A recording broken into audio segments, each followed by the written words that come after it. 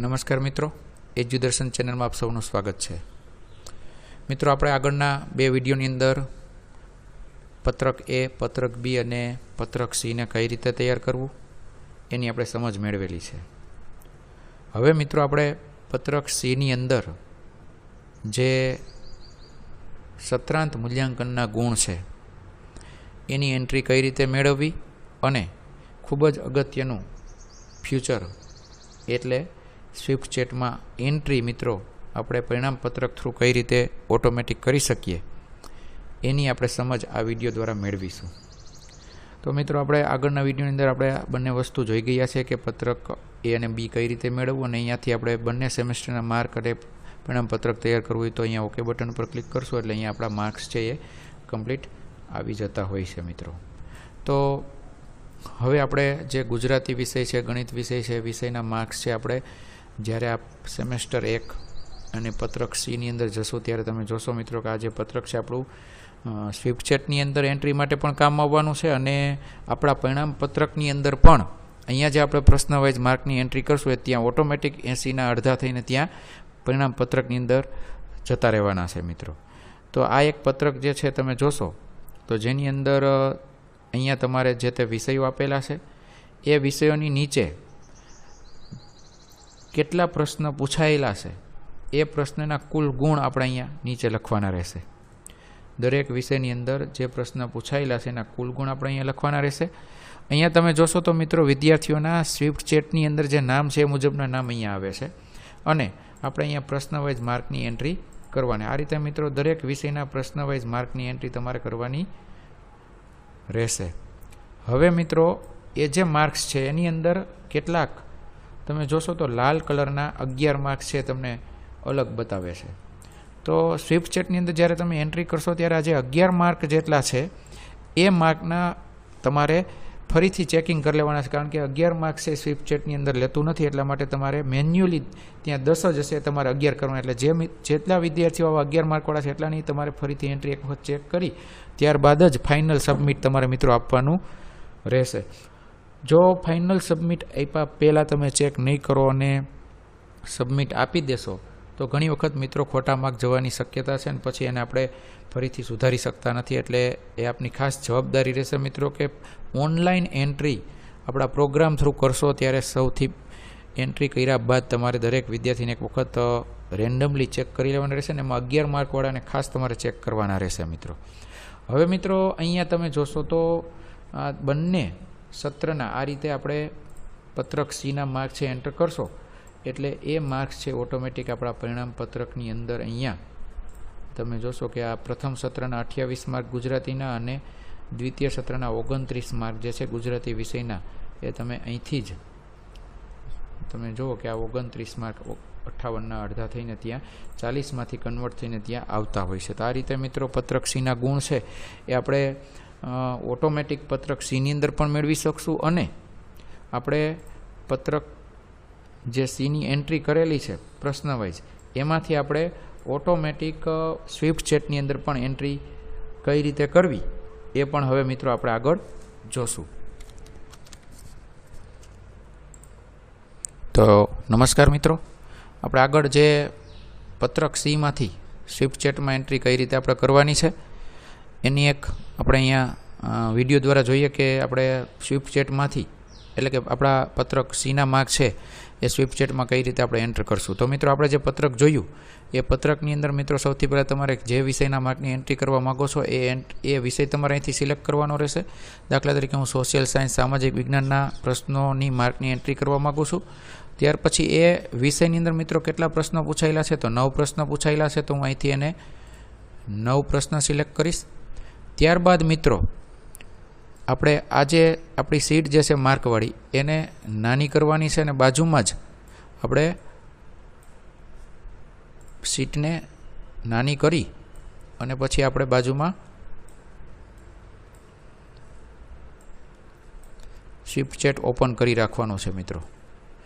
web.convegenius ઉપરથી આપણે એ open કરી રાખવાનું છે અને પછી આપણે જે વિષયની એન્ટ્રી કરવા માગીએ છીએ એ વિષય આપણે અહીંયા રાખશું કે સામાજિક વિજ્ઞાન છે. એક વખત આપણે અહીંયા વિદ્યાર્થી પર ક્લિક આપશું વિદ્યાર્થીઓના નામ ઉપર. અને હવે મિત્રો આપણે જે વિદ્યાર્થીઓના માર્કની એન્ટ્રી કરવાની છે એ વિદ્યાર્થી આપણે બે રીતે એન્ટ્રી કરી શકશું. એક તો 1 by 1 વિદ્યાર્થી આ રીતે તમે ચેન્જ કરી જે તે વિદ્યાર્થીનો નંબર ચેન્જ કરી અને 1 by 1 વિદ્યાર્થીની એન્ટ્રી કરી શકશો અને બલ્કમાં પણ કરી શકશો. મિત્રો આપણે બંને રીતે જોશું. સૌથી પહેલાં આપણે 1 by 1 ઉપર ક્લિક આપશું કે અહીંયા મિત્રો એક નંબર આપણે સિલેક્ટ કરેલો છે ને એક વખત અહીંયા આપણે ક્લિક આપશું તો તમે જોશો કે સ્વિફ્ટ ચેટની અંદર જે તે વિદ્યાર્થીની એન્ટ્રી પહેલો નંબર જે હતો એની સામે વિદ્યાર્થીની એન્ટ્રી અહીંયા થઈ ગયેલી તમે જોઈ શકો છો. ત્યાર પછી મિત્રો આપણે બીજા વિદ્યાર્થીની એન્ટ્રી કરવી છે તો ફરીથી બટન ઉપર ક્લિક આપશો અહીંયા અને 1 by 1 ઉપર ક્લિક આપશો તો બીજા વિદ્યાર્થીની એન્ટ્રી તમે ઓટોમેટિક ખૂબ જ ઝડપથી મિત્રો થતી જોઈ શકો છો. હવે મિત્રો તમે જો બલ્કમાં એન્ટ્રી કરવા માગતા હોય તો એક વખત એસ્કેપ કી આપી 2 નંબર સુધી આપણે એન્ટ્રી કરી છે. હવે આપણે બલ્કમાં એન્ટ્રી કરવી છે તો આપણે બલ્ક ઉપર ક્લિક આપશું, અપલોડ ડેટા ઇન બલ્ક. અને હું આપણા જે વિદ્યાર્થીઓ છે પહેલાં ખાસ જોઈ લઉં કે વચ્ચે કોઈ જો ગેરહાજર હોય કે નામ કમી થયેલું હોય તો એ વિદ્યાર્થીઓનો નંબર સુધી લેવાનું નથી કન્ટિન્યુ. અત્યારે મેં 2 નંબર સુધી એન્ટ્રી કરી છે. 3 થી 10 સુધીની મારે એન્ટ્રી બલ્કમાં કરવી હોય તો અહીંયા અપલોડ ડેટા ઇન બલ્ક ઉપર ક્લિક આપશો એટલે કયા નંબરથી તમારી એન્ટ્રી શરૂ કરવા માગો છો એ નંબર હું એન્ટર કરીશ તો અહીંયા 3 નંબર એન્ટર કરીશ. અને ક્યાં સુધી કરવા માગો છો તો હું 10 નંબર સુધી કરવા માગું છું. ત્યાં ક્લિક આપી અને ઓકે આપશું. ઓટોમેટિક મિત્રો 3 થી 10ની એન્ટ્રી ખૂબ જ ઝડપથી થઈ જશે. તમે જોઈ શકો છો મિત્રો કે ઓટોમેટિક 1 સેકન્ડ કરતાં પણ ઓછા સમયની અંદર અહીંયા 3 થી 10 વિદ્યાર્થીઓ સુધીની બલ્ક એન્ટ્રી છે એ આપણે આપણા સ્વિફ્ટ ચેટની અંદર કરી શકીએ છીએ. અને આ રીતે મિત્રો તમામની એન્ટ્રી થશે એટલે એક મેસેજ આવશે કે બધા જ માર્ક છે એ અપલોડ સક્સેસફુલી થઈ ગયા છે. જે તમારે મિત્રો આની અંદર ચેક કરી લેવાનું છે કે તમે જોશો બધાના માર્ક એન્ટર થઈ ગયા છે. હવે મિત્રો એક વિદ્યાર્થી જે છે કે એના 5મા પ્રશ્નની અંદર 11 માર્ક છે તો એ માર્કને આપણે સુધારવા પડશે કારણ કે આ સોફ્ટવેર થ્રુ 11 માર્કની એન્ટ્રી થઈ શકતી નથી, ત્યાં 10 જ હશે. એટલા માટે આપણે એને એક સુધારવા માટે અહીં તમે જોશો કે એના 62 માર્ક છે એને આપણે અહીંથી 10ની જગ્યાએ આપણે 11 કરી દઈશું અને સેવ આપી દઈશું. તો આ રીતે મિત્રો આપણે આ રેડ કલર એટલા માટે જ આપેલો છે કયા વિદ્યાર્થીઓને 11 માર્ક્સ છે કે જેથી આપણે એને સુધારો કરી શકીએ, જેથી આપણને હાઇલાઇટ કરીને બતાવે છે. તો મિત્રો આ રીતે આપણે ખૂબ જ સરળતાથી સ્વિફ્ટ ચેટની અંદર ઓનલાઈન એન્ટ્રી પણ કરી શકીએ છીએ અને આપણા પરિણામ પત્રકની અંદર પણ મિત્રો એ માર્ક્સને આપણે સરળતાથી અહીંયા મેળવી શકીએ છીએ. તો આ રીતે મિત્રો પરિણામ પત્રક તૈયાર થઈ ગયું છે, આપણા માર્ક્સની એન્ટ્રી ઓનલાઈન થઈ ગઈ છે. હવે મિત્રો આગળનું કામ આવે છે આપણા પ્રગતિપત્રક તૈયાર કરવાનું. તો મિત્રો પ્રગતિપત્રક પણ 2 રીતે તૈયાર થઈ એવી આપણે સુંદર વ્યવસ્થા આપી છે કે જેની અંદર અહીંયા તમે જોશો કે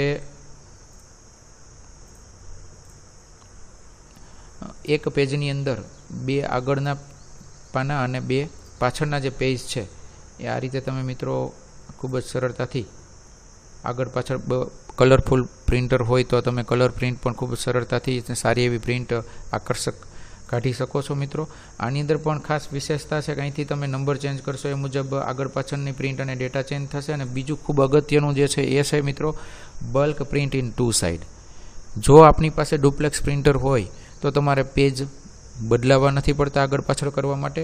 અહીંયા બલ્ક પ્રિન્ટ ઉપર ક્લિક આપશો ત્યારે તમે ઓટોમેટિક જ્યાંથી જ્યાં નંબર સુધીની પ્રિન્ટ આપેલી હશે એ ઓટોમેટિક આગળ પાછળ પ્રિન્ટ થઈને કમ્પ્લીટ આખા વર્ગની પ્રિન્ટ તમને પ્રિન્ટ મળી જશે. પણ મિત્રો એ બલ્ક પ્રિન્ટ આપતા પહેલાં તમારે તમારા પ્રિન્ટરની અંદર 2 સાઇડેડનું પ્રિન્ટ સેટિંગ કરેલું હોવું જરૂરી છે.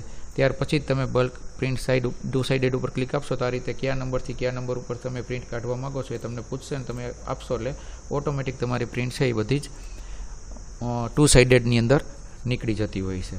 ત્યાર પછી મિત્રો બીજું પ્રગતિપત્રક જે છે એનો નમૂનો આ રીતનો છે આપણે કે જે કોઈ શાળા છે એના રચનાત્મક સ્વ અધ્યયન રચનાત્મક સત્રાંતના ગુણ બંને સત્રના અને ગ્રેડ સાથે હાજરીના દિવસો આ રીતે તમે તૈયાર કરીને આપવા માગતો હોય તો આ રીતની પણ તમે પ્રિન્ટ આપી શકો છો. મિત્રો એમાં પણ બલ્ક પ્રિન્ટની સુવિધા આપણે આપેલી છે.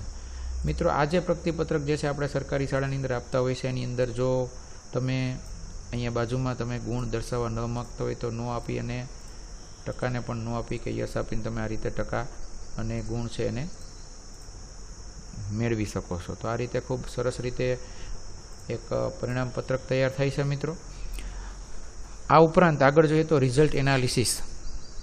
જે સત્રનું તમે રિઝલ્ટ એનાલિસિસ કરવા માગો છો એ તમારે મિત્રો અહીંયા પરિણામ પત્રકની અંદર જે તે સત્ર સિલેક્ટ કરશો એ મુજબ તમને ત્યાં એનું રિઝલ્ટ એનાલિસિસ મળતું હોય છે. આ પ્રથમ સત્રનું છે. એ જ રીતે જો તમે અહીંથી એને દ્વિતીય સત્ર કરશો તો બંને સત્રનું સાથે કમ્બાઈન તમને રિઝલ્ટ એનાલિસિસ તૈયાર કરીને અહીંયા આપે છે. મિત્રો અહીંયા પણ પ્રગતિપત્રકમાં પણ ખાસ ધ્યાન રાખજો કે જો તમે બંને સત્રની પ્રિન્ટ કાઢવા માગતા હશો અથવા તો એક સત્રની કાઢવા માગશો તો એ તમારે અહીંથી ચેન્જ કરવાનું રહેશે. જો તમે ફક્ત પ્રથમ સત્રના જ માર્કની પ્રગતિપત્રક કાઢવા માગો તો તમે જોશો કે જો કુલ ગુણ અહીંયા ઓટોમેટિક 100 આવી ગયેલા છે. અને જો તમે બંને સત્રનું કમ્બાઈન પ્રગતિપત્રક કાઢવા માગતા હોય તો તમારે અહીંથી બંને સત્ર સિલેક્ટ કરીને પછી તમે અહીં આવશો તો એ રીતે એના ગ્રેડ અને 200 ગુણને કુલ ગુણ ડિસ્પ્લે થતા હોય. એ જ રીતે મિત્રો અહીંયા પણ એ જ રીતે ત્યાંથી તમારે પરિણામ પત્રકમાંથી સત્ર પસંદ કરવાનું રહેશે. તો આ રીતે મિત્રો ખૂબ સરળતાથી આપણે પ્રગતિપત્રક તૈયાર કરી શકીએ છીએ. આગળ રેન્ક શીટ છે મિત્રો. ત્યાં આપણા વર્ગના તમામ બાળકોના મેળવેલ ટકા, એમના હાજરીના દિવસો અને જે રેન્ક જે છે પ્રથમ 3 રેન્ક એ તમને અહીંયા ગ્રીન કલરમાં જોવા મળે છે. તો આ રીતે રેન્ક પત્રક પણ એક અગત્યની ફેસિલિટી છે કે જેમાં જ્યારે કોઈ આપણે વર્ગના વિદ્યાર્થીઓના ટકા છે, હાજરીના દિવસો છે અને રેન્ક છે એ સરળતાથી શોધવો હોય તો આ રીતે તમે આ પત્રક દ્વારા મેળવી શકો છો. તો મિત્રો આ એક હાજરી પત્રક પરિણામ પત્રક જે પ્રોગ્રામ છે એ આપણા માટે ખૂબ જ એક સારો એવો નીવડી શકે એમ છે. કારણ કે આપણે આ પ્રોગ્રામની અંદર પત્રક A, પત્રક B અને પત્રક C ને ખૂબ સહેલાઈથી આપણે ડેટા એન્ટ્રી કરી અને એના જે પ્રિન્ટ છે સારી રીતે કાઢી શકીએ છીએ. અને જે ખૂબ જ અગત્યનું જે છે કે જે ડબલ મહેનત ન કરવી પડે. બંને સત્રના માર્ક ઓનલાઈન જ્યારે પ્રશ્ન વાઇઝ કરવાના થાય ત્યારે આપણે ત્યાં એન્ટ્રી પણ કરવી પડે છે અને આપણા પ્રોગ્રામની અંદર પણ કરવી પડે છે. તો એ ન કરવું પડે એટલા માટે આપણે આ પ્રોગ્રામની અંદર ખૂબ જ સારું એવું ફ્યુચર ઉમેરેલું છે. તો મિત્રો આ પ્રોગ્રામ આપણા માટે ખૂબ સારો અને સફળ નીવડે એવો પ્રોગ્રામ છે. આશા રાખું છું કે આપણે આ 3-4 વિડીયો દ્વારા તમે તમામ ફ્યુચરની માહિતી મેળવી લીધી હશે. તો આ તકે આપ સૌનો ખૂબ ખૂબ આભાર.